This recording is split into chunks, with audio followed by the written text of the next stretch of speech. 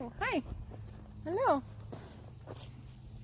So, one video I said that Legion was everyone's favorite horse on the farm. Well, that was a lie because Ernie is my favorite horse on the farm. Say hi, Ernie. Hello. Yeah. So, welcome to chapel today. I'm just going to apologize right now. My eye is a bit puffy. I don't know if you can see it, this one here. And I think it's allergies, but I'm not quite sure. Either way, it's a nice spring day out here, so I won't complain too much about it. But we're going to go somewhere a little bit different today to introduce you to something that will help us understand our chapel lesson a little bit more. Right? Alright, why did we dip the potatoes in ashes? Well, we cut the potatoes into several pieces so that we can have more than one plant. As you can see, the eyes, that's where the plant will come from. And so you can cut a potato so you can get multiple plants from one potato. Now we dip them in the ash so that they would seal off the side that was cut so it doesn't rot once you put it in the ground. And it might provide a little fertilizer also. There you go. We're growing potatoes like in The Martian. Alright, Sammy, what kind of potatoes do we have? There's red potatoes in the first row. Then we have the russet potatoes and superior potatoes. Just a white potato. A white potato. And then the last one are Yukon gold potatoes. This is where the potatoes will go. So we gotta rake back some of the grass here. Alright, next up, make your rows. And then you dig the hole. And then you put them in eye side up. That's the eye right there. Bury them. And you're done. What kind of potatoes are these, Rachel? Superior potatoes. Why are they the most racist of all potatoes? They're just plain white potatoes. Chicken! I got grubs for you. Don't run away. Don't you want these grubs? They don't want the grubs.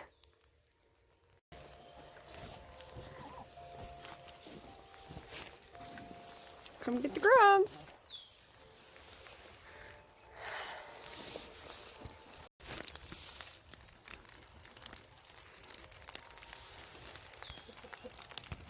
Grub number 2. Oh, way to go.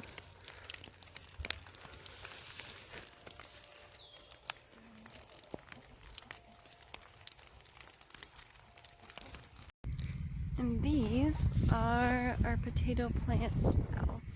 Only a few weeks old, but as you can see, they've gotten very large very quickly, even in the past few days. And lots of them, all the way down there, all behind me here. Hey, Cody.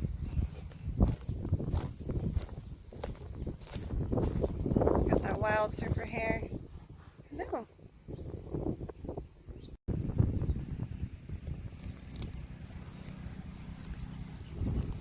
He's even got dreads. Yeah, that's right.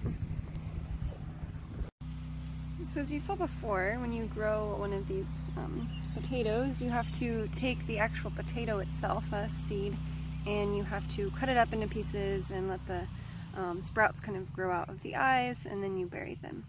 Now imagine that every year you had a harvest of potato plants and you dug them out of the ground, and then you actually ate all the large ones, and you only saved the small ones to plant.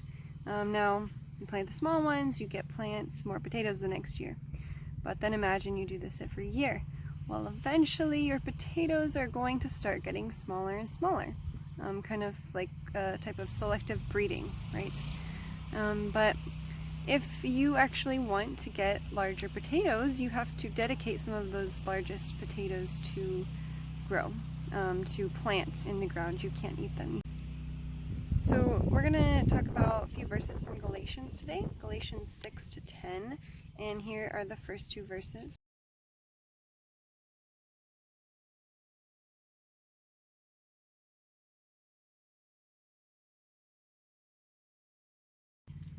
So these verses 6 and 7, actually talk about blessing those who bless you spiritually, maybe giving them something monetarily, and it is going to be using words like sow and reap. So sow means what you put in, what I planted, these potatoes, and then what you reap is what you get out of it. So what happens in the end, and that could be large potato plants or small potato plants.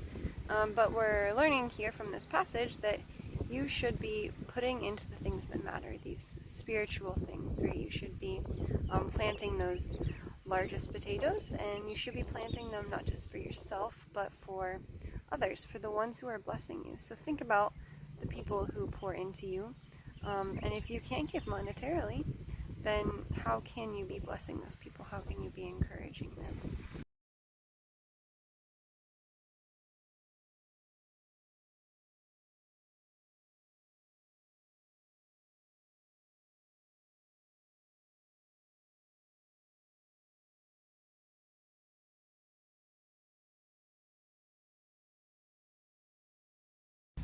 So finally, these last verses, don't give up. I had to wait for these potato plants to even sprout, and it's going to be a lot longer before we get potatoes in the ground. But don't give up, right? They might not all grow. A chicken might eat them. The frost might come and freeze them overnight.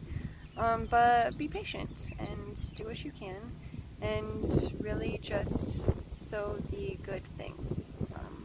Because that's what we're called to do. So even though you're stuck inside, and it's a time when you might think about yourself more, it should be the time when you have the opportunity to think about others more. What kinds of things can you message to others? What kind of things can you send to others? How can you help people that you wouldn't normally think about helping? And how can you be generous in a time like this? So be thinking about those things. How can you be serving and faithful and patient, and think about today, this week, what can you do for others? And I hope after you reap some good things, they are not left hidden and you can see what you can sow and it is good. And I hope that for all of you. Have a great day.